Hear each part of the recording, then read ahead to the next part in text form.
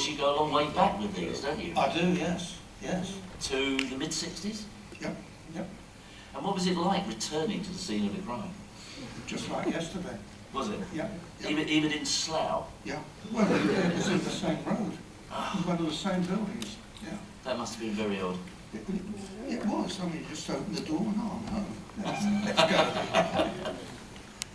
Aha! And here's the producers, Andrew Teaswell and Stephen Rivière.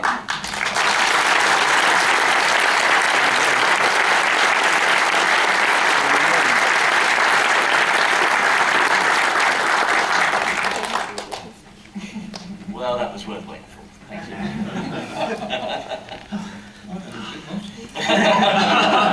Never happy. No. So, Stephen, if I could start with you, I mean, this is how I imagine it happened. You've just finished filmed in Supernumerary Nation. You've come home after a long day's work. You've poured yourself a glass of wine, slipped on a mini album in the mid-60s, and suddenly, eureka, you think. Is how it went? Well, no, actually, when we were doing film in Supernumerary Nation, and one of the things we wanted to do with these puppet links with Penelope and Parker on the basis that we never ever have a chance to make Thunderbirds, so this was our chance to do it by the back door. And the experience nearly killed us doing it. But in the middle of this utter misery, we went, wouldn't it be amazing if we actually did turn these into episodes? And we sat on this idea for a year, until just over a year ago, when I had an email from Giles Ridge, from ITV, and he said, could you speak to Christina Lima, because we'd like to talk about ideas for the 50th anniversary. And we thought, well, it's now or never, so we put together a pitch, and then all went off and found other jobs, because we thought, they'll never say yes. But thankfully, Giles and Christina, who I cannot praise enough, you know, they have been absolutely magnificent to us, not just in terms of helping sort out the rights issues, but getting on board with the idea, that the sort of insane idea that we could bring Thunderbirds back, the classic version, one last time. And I mean, it's quite a tall order, to say we're going to rebuild all the puppets and all the sets, and we're going to try and make it look as close as possible to the original. And they got on board with that idea. Was everything from scratch? You had nothing, no other props still around? Well, the piano that appears in the corridor, that appears in Attack of the Alligators and the Imposters. But other than that, no, we had to start from scratch. Can I ask you a question about logistics? Because oh God, I've got those mini albums, but I haven't listened to them for 40 years. So it seems to me, did you have to do much to them? It seems to me there's not much in there that actually makes you think that it's just oral. It was a huge problem. We had to do a lot because they are designed just to be listened to. And so our two challenges were twofold. One, to expand them, to turn them into sort of fully rounded episodes with all the things that you... So for instance, if Scott Tracy suddenly bursts in, on Lady Penelope when she's strapped to the girder, you want that bit of him coming up to build the tension. There are no explosions in the mini albums, and in Stately Homes Robberies, International Rescue don't actually appear, it's just Lady Penelope and Parker. So our job was to try and take the raw material. For us, the most important thing were the voices, and then split that apart in any way we could, and try and reassemble it into something of a bit more of a traditional Thunderbirds adventure, albeit a bit shorter. If you were to listen to the actual original story of Stately Homes, it's got virtually nothing to do anymore with ours. You've done so much to it to make it into an actual... It's got very little plot, the original story. Well, it's just a lot of sitting and talking originally, isn't it? Well, in the original version of Stately Homes, Lady Penelope and Parker just turn up in the throne room, point a gun at Mr. Charles, and it's all over. So one of those things that we do, you're always looking for ways that you can try and move things around. So we moved that final confrontation and sort of split it in half and moved the back end of it to the crash site. The little things like the tracking device that they had planned on the helijet isn't there in the original, and it would have just been a discussion between Mr. Charles and Dawkins. It's just a way to break it up again. Now there's an example. So in the original mini-album, when they're listening to Mr. Charles and Dawkins, and this is a problem you had all the way through, when there's radio treatment already on, you think, well, in order to do that for visual, you've just got two characters sitting there, and two puppets, and they're not that emotive. Just listening there to radio treatment, which is why we thought, well, it's the 1960s. And their 1960s sort of internal storytelling logic wasn't particularly robust. So they probably have stuck a dart in it and you could see them actually on a screen, even though it makes no sense whatsoever. But it made sense back then. Because ostensibly the mini albums that are news stories, they're really the adventures of Lady Fladby and Parker, aren't they? Yes. Then you've expanded them quite well, I think. Thank you.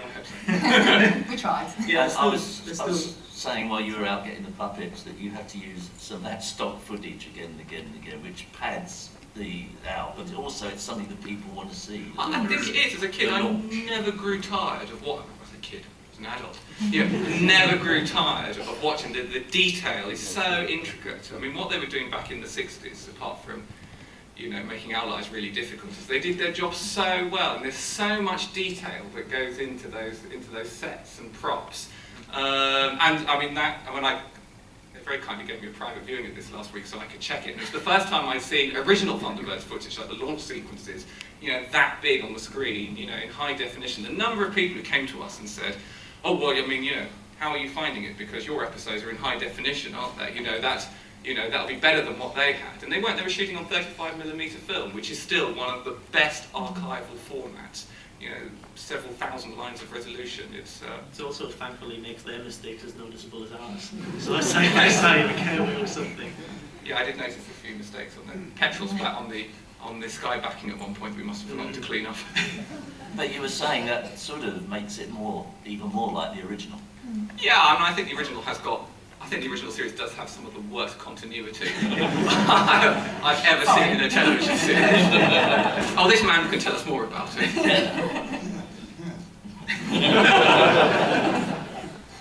What's continuity? He's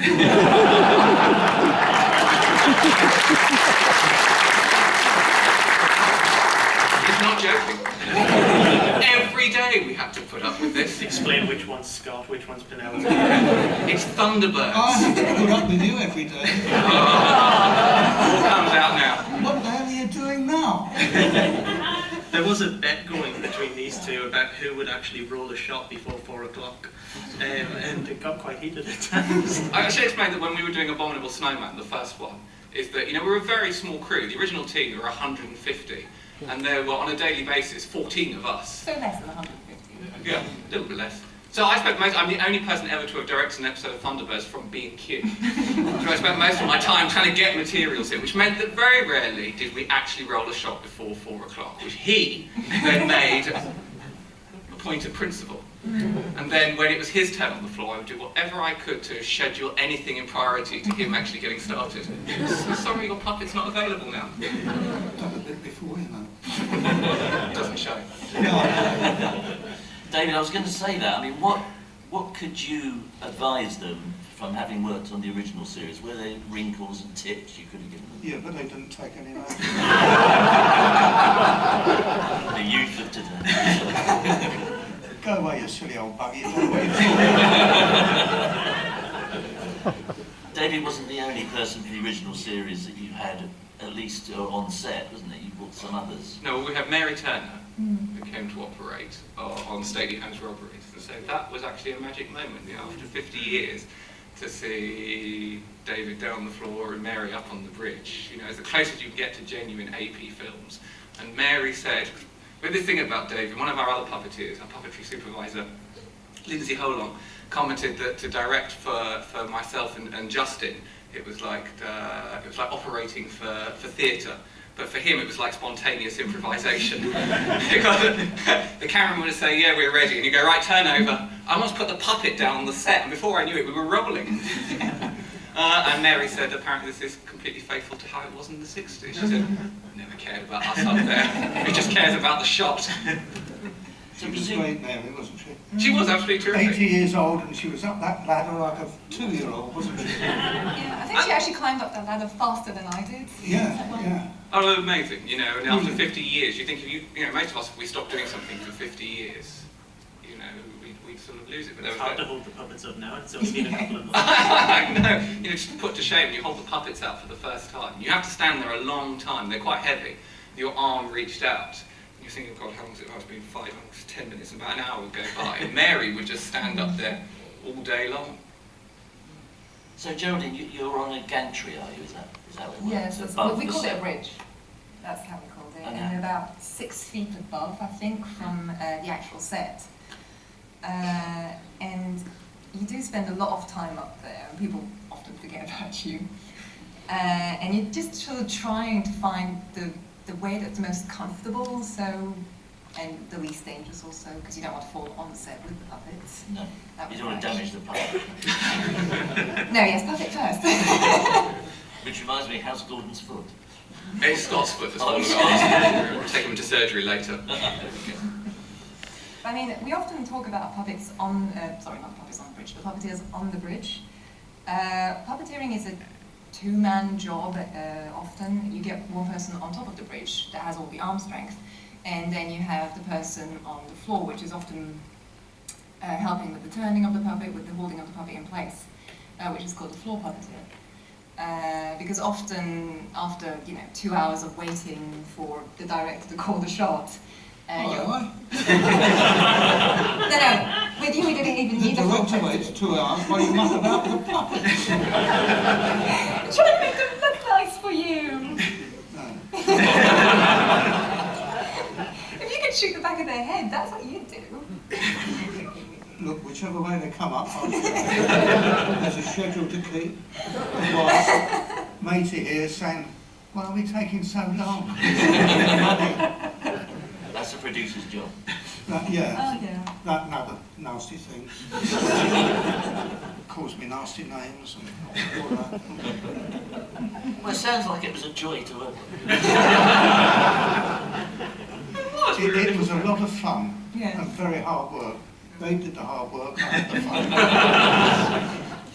It looks very handsome, and one of the reasons for that is the fantastic costumes. I think you had a hand in that as well, didn't you? Well, that's. I had a hand in putting them on the puppets. A wardrobe mistress. And basically, yes, and basically making sure that they weren't, that they were looking good once on the puppets, but I didn't actually make any of the costumes. That was our costumier, Liz. Who is Oh, in the brilliant. audience? Somewhere. There. There she is. Go ahead.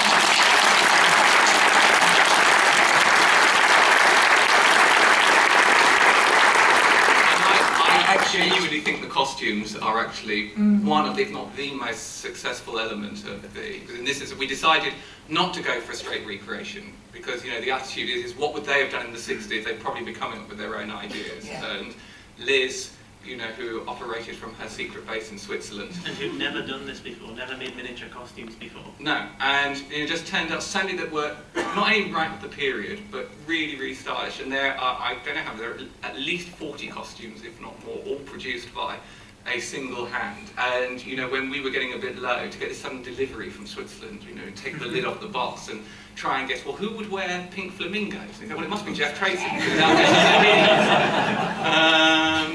And I really think that we owe a lot of the sort of visual success to Liz, and also to Barry, Barry Davis, who Well, I was made going to our say, entire you've got a cast. lot of the team here. Can you just put your hands up if you worked on the show, just to show your appreciation for these people?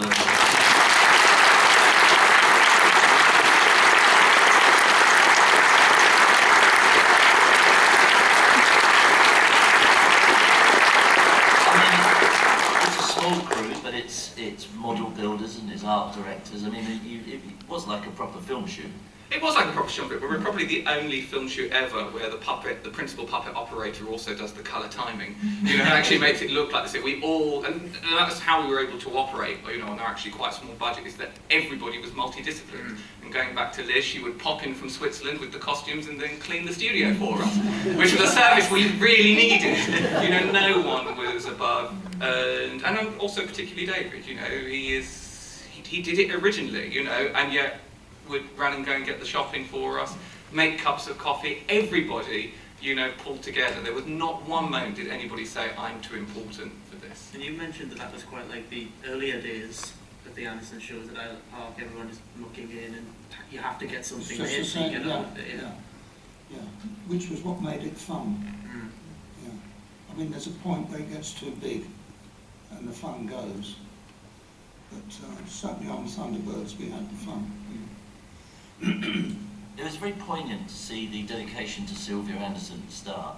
And how much about this did she know? Well, she knew about it because she gave me, she called me just after we announced, and she said, "I hear you're making Thunderbirds." Yes. With puppets? Yes. Are you sure? Yes. Have you watched ITV? Yes. Oh, well, good on you. If there's anything I can do, just give me a call.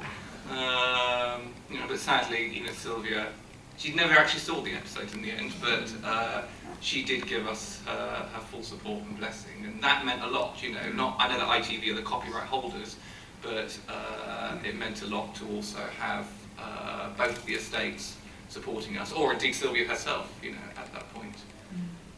From my point of view, the episodes look really authentic, and the only difference when I thought about it from when I first watched them in the 60s, was of course that when you first saw them, they're in black and white. Because I don't think anybody saw Thunderbirds in Britain in colour until the 70s, you know, when they were repeated. And when I was at home watching it, I turned the colour off. Just like and it really did look authentic. You know? I'm going to open it up to questions from the audience now. I've just got a few minutes. Because we've only got a short time, could you keep the questions solely to this production rather than all the other manifestations of Thunderbirds, please? So anyone got a question, put your hand up and we'll get a microphone to you. Some of you down there just on the okay. Thank you very much. Is there any scope for those who are unfortunate enough not to be able to fund it, for this to be sold? And maybe a percentage going to charities in memory of Jerry and Sylvia? Well, there are plans afoot for the future of the 3 episodes, of which I can say absolutely nothing about them, because the nature of film and television production is that you say something and it all comes crashing down, so I shall remain fairly quiet about that. Could you tell us something about the funding, though, how it worked? That was a full-time job of itself, yeah, Kickstarter. Oh. Which it was a great idea for the idea of the 50th anniversary. Let's get the fans involved. Let's make this, you know, something that people interact with and learn about the process as it goes along. And we originally put in our Kickstarter goal, thinking we would maybe cover 1 episode's worth of production, and within, was it 2 days, we'd reached that. And then within the week, we were going to make 3 episodes all of a sudden, and suddenly realised, oh, this brilliant idea we had a few months ago, we've actually got to do it now. It was the most successful Kickstarter campaign ever in Britain. It was the most successful film-related Kickstarter in Britain. TV. Yes, and just, if you can see that, just wait for the microphone, please, because we do record these. Thank you. How long did it take to make the models? It depends model to model, doesn't it? The big mansion model that you see in stately homes robberies took David Tremont, just one man making that better part of 4 weeks, I think it was. So, yeah. And it disappeared in 10 seconds. Yeah, well, it did. Because you forget watching the explosions. Yeah, it all happens much faster in front of the camera because we use high-speed photography, so it looks much bigger and much slower on screen. So yeah, 4 weeks work and gone. And he was really keen to push the button himself, which he was He was so excited. I mean, we'd go up to him and say, "Oh God, you know, we're so sorry about your model. It's so beautiful." He was like, "No, you don't get it. I want to see it blow up." He was so excited. Okay. How about the puppets? How long does it take to make them? Depends puppet to puppet again, doesn't it? Some of them are so much more difficult than others to match that look. But each one, I think the incredible thing is that every puppet we had was the hand of, we had a couple of sculptors, so Mr. Charles and Dawkins were provided by, and the Sanjeev Bhaskar look-alike, were provided by Stephen Mansfield, who I can't see, might be up there.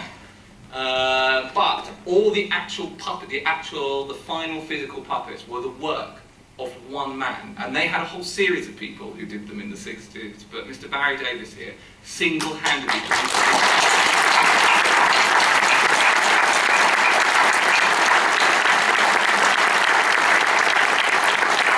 and I cannot emphasise just how difficult it is. As far as we're concerned, there is only one man who can do it.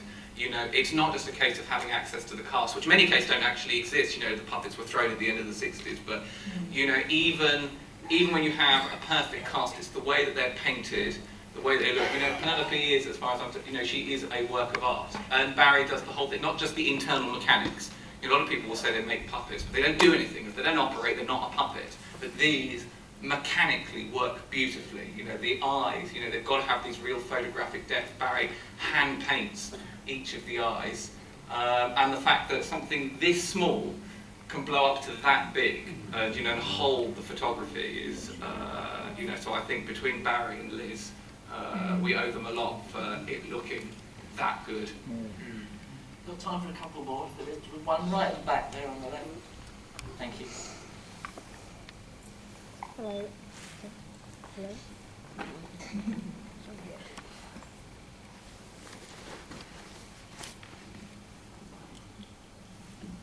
Hello. Hey. Hello. Obviously, you've done Thunderbirds brilliantly. Are there any plans to do anything for the other series? Obviously, you've got Captain Scarlet next year and maybe Stingray. Have you got any plans? Captain Scarlet would drive us mad. Yeah. What you don't see when it's blown up to this size is that their heads are actually quite fiddly, the mechanisms inside.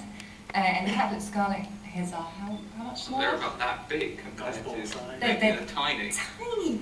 And already there, you know, we'd spend hours fiddling, oh, the arm mechanism doesn't work, oh, the mouth mechanism doesn't work, and, you know, we're just going crazy.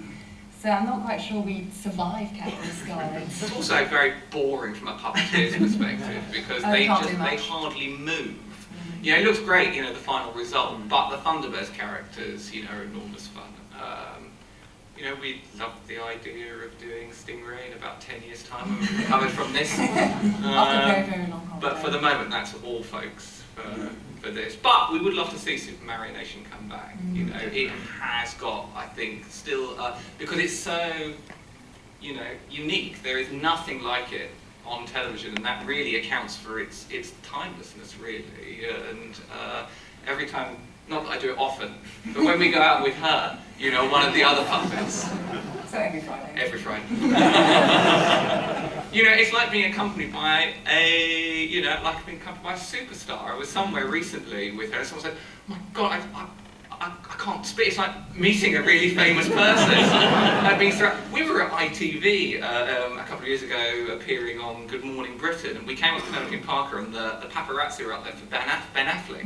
And suddenly you're surrounded by all these photographers, but they're all at your knees. Which is odd. There was one there, yes, right in the corner there, please.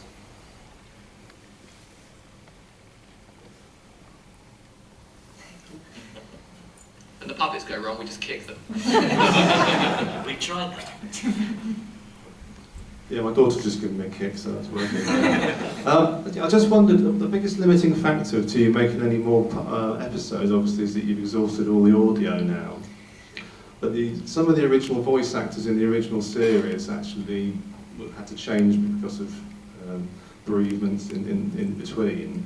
So theoretically, if ITV came to you and said, we'd like you to make some new episodes, would you be prepared to make new ones with new voice actors, or would you sort of want to leave it there and finish on a high?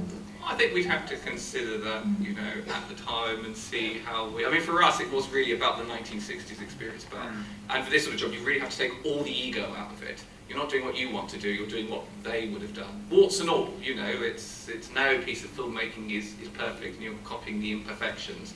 A new series would have to be different. I'm very keen on the idea of Thunderbirds being a sort of 60s, as I always say, a 60s view of the future in America by people who've never been to either. But you would have to do certain things too. Yeah, and it would be an incredibly hard process trying to recapture those voices, or recast those voices. Well, Lady Murphy, for example.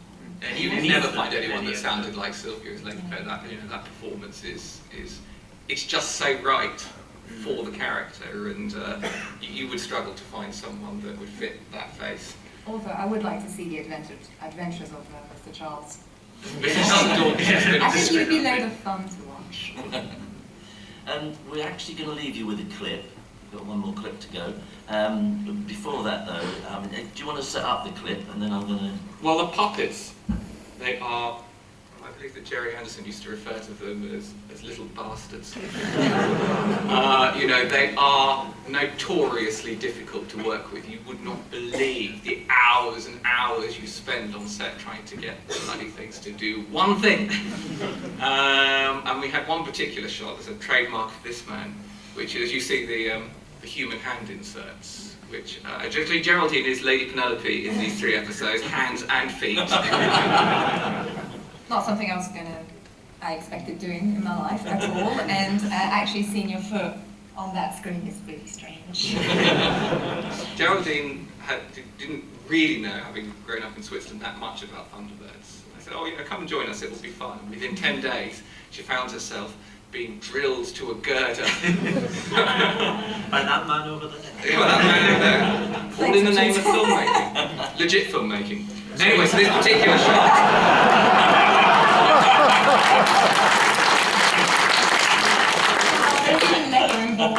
Well, no, leather straps Like and everything. leather straps. Fantastic. A lot of the crew had to leave the building. Sorry, yes, so anyway, so a trademark of this man is the human hand in the same shot as the puppet. So I thought, I've got no original ideas of my own, I'll make his idea. So I thought when Scott first enters the ice cave, you know, and you have a human hand in the foreground, and the hood, the puppet in the background. And I thought, so you have the hand come up, you've got 6 seconds to switch off that beam, and the hood puppet would turn around and return fire. Which isn't quite what happened, as we shall see. Okay, and I'm going to thank the panel. Thank you, Stephen, Andrew, Geraldine and David for a fantastic time. Thank you. Thank you.